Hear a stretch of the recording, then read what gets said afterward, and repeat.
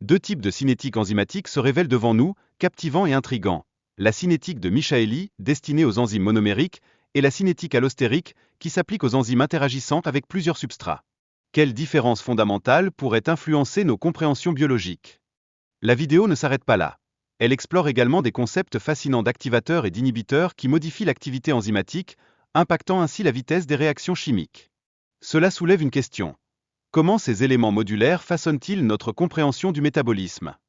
Les enzymes, en tant que catalyseurs, sont essentiels pour accélérer les réactions chimiques. Cette notion s'avère fondamentale en biochimie, mais tillons-nous vraiment la profondeur de leur impact sur la vitesse des réactions? Au commencement d'une réaction enzymatique, la vitesse initiale est presque imperceptible. Pourtant, elle devient significative au cours de la phase stationnaire. Pourquoi ce changement est-il si crucial pour notre compréhension des dynamiques enzymatiques? À ce moment clé, la relation entre la concentration du produit et le temps se révèle proportionnelle. Ce fait nous amène à réfléchir. Comment la vitesse de réaction est-elle influencée par les produits formés? Ainsi, la phase d'équilibre est atteinte lorsque la concentration de substrat s'épuise, menant à une stabilisation des produits. À ce stade, une question demeure. Que se passe-t-il lorsque l'enzyme ne peut plus catalyser la réaction? La vitesse initiale, alors, apparaît comme un élément crucial pour évaluer l'efficacité d'une réaction enzymatique. Comment cette variable influence-t-elle réellement la concentration du substrat dans nos expériences? Un phénomène intéressant se dévoile. La courbe hyperbolique observée dans les expériences illustre la relation entre la concentration du substrat et la vitesse de réaction. Cela soulève une interrogation fascinante. Qu'arrive-t-il lorsque l'augmentation de la concentration n'affecte plus la vitesse?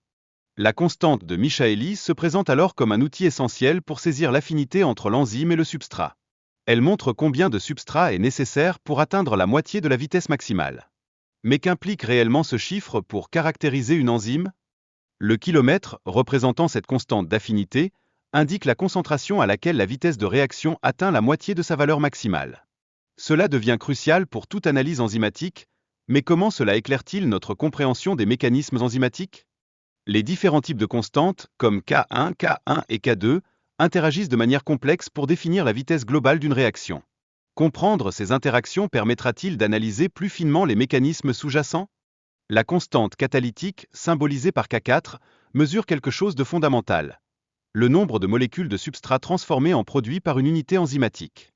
Cela offre-t-il un aperçu approfondi de l'efficacité de l'enzyme? La relation entre la concentration du substrat et la vitesse de réaction s'avère cruciale. Une concentration plus élevée pourrait-elle vraiment augmenter la vitesse jusqu'à un certain seuil de saturation? La nécessité de linéariser les données expérimentales émerge alors comme un point clé pour obtenir des résultats plus précis. En quoi cette méthode facilite-t-elle l'analyse des relations entre les variables cinétiques? Les constantes cinétiques, telles que Vmax et kilomètre, prennent une place essentielle pour caractériser les enzymes. Elles éclairent notre compréhension de l'efficacité et de la capacité catalytique des enzymes, mais comment s'articulent-elles entre elles? La vitesse initiale d'une réaction enzymatique, influencée par les conditions du substrat, peut avoir un impact significatif sur l'efficacité catalytique. Pourquoi ce lien est-il si important dans le domaine de la biochimie? Les constantes de Michaeli-Mentan deviennent ainsi cruciales pour caractériser l'activité enzymatique. Comment ces constantes façonnent-elles notre compréhension des relations complexes entre concentration de substrat et vitesse de réaction? Différents mécanismes de réaction émergent dans la cinétique enzymatique.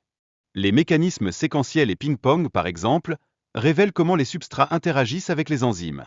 Quels secrets ces interactions peuvent-elles nous dévoiler? Le mécanisme séquentiel ordonné, en tant qu'exemple, impose un ordre spécifique dans la réaction des substrats, garantissant un processus précis de formation des produits. Quelle importance revêt cet ordre dans le contexte des réactions enzymatiques? Le mécanisme de ping-pong, quant à lui, permet une libération alternée des produits, une dynamique souvent observée dans les aminotransférases et d'autres enzymes. Quelles implications cela a-t-il sur notre perception de la régulation enzymatique? Deux facteurs déterminants, la température et le pH, influencent fortement l'activité enzymatique. Que se passe-t-il lorsqu'une température ou un pH inapproprié dénature les enzymes, diminuant ainsi leur efficacité? Le coefficient de température se révèle être un élément clé dans la vitesse des réactions enzymatiques. Chaque enzyme a une température optimale, mais quelle est la portée de cette optimisation? Quant au pH optimal, il varie d'une enzyme à l'autre, certaines nécessitant un environnement acide, d'autres un pH neutre ou basique. Par exemple, la salive, si commune, fonctionne à un pH neutre. Pourquoi ces spécificités sont-elles si cruciales? Les activateurs métalliques, tels que le Mg2+, jouent un rôle essentiel dans l'activation enzymatique. Leur liaison non covalente avec les enzymes souligne leur importance, mais quel mystère entoure leur fonction réelle? Les activateurs interviennent dans l'activation enzymatique, souvent en se liant ou en supprimant des groupes chimiques, tels que les phosphates. Comment cette interaction affecte-t-elle l'activité enzymatique et par extension, la régulation des métabolismes? Mais la menace des inhibiteurs, réversibles ou irréversibles, se profile à l'horizon. Ils peuvent bloquer l'action enzymatique de manière redoutable. Comment ces inhibiteurs, en s'attachant de manière covalente, deviennent-ils de véritables poisons pour l'enzyme? Différents types d'inhibiteurs, y compris les inhibiteurs compétitifs et non compétitifs, interfèrent avec l'interaction enzyme-substrat, réduisant ainsi l'efficacité enzymatique. Quelle est la complexité de ces interactions dans le monde biochimique?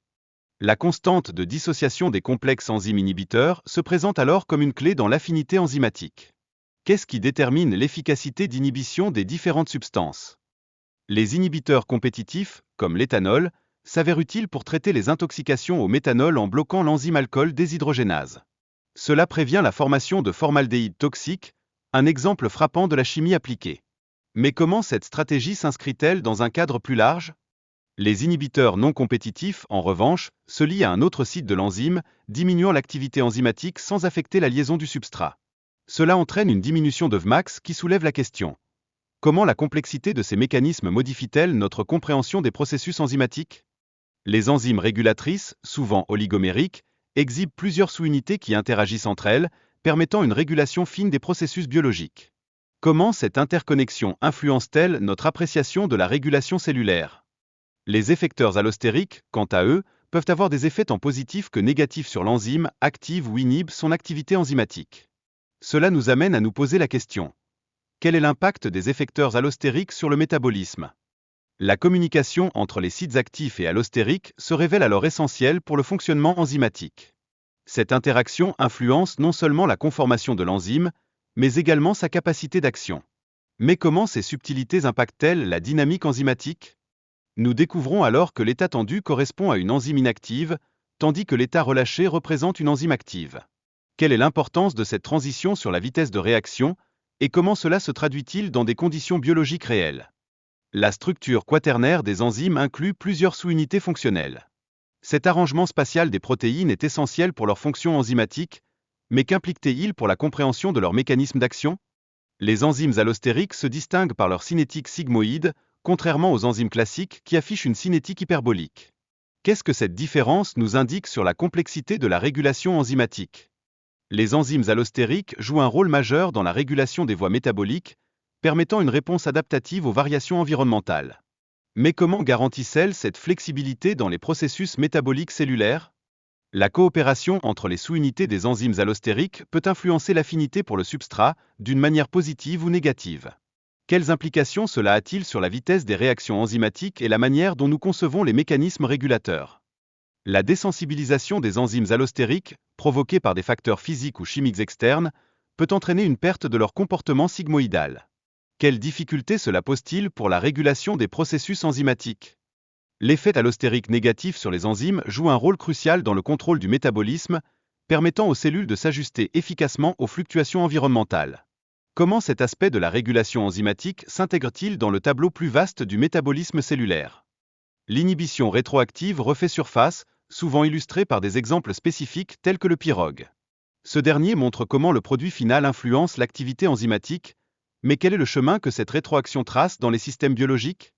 La compréhension de l'inhibition rétroactive s'avère être essentielle pour des applications biologiques et médicales. Cette dynamique affecte divers processus biochimiques au sein des organismes vivants, mais quelles implications cela a-t-il sur notre avenir en biotechnologie et en médecine?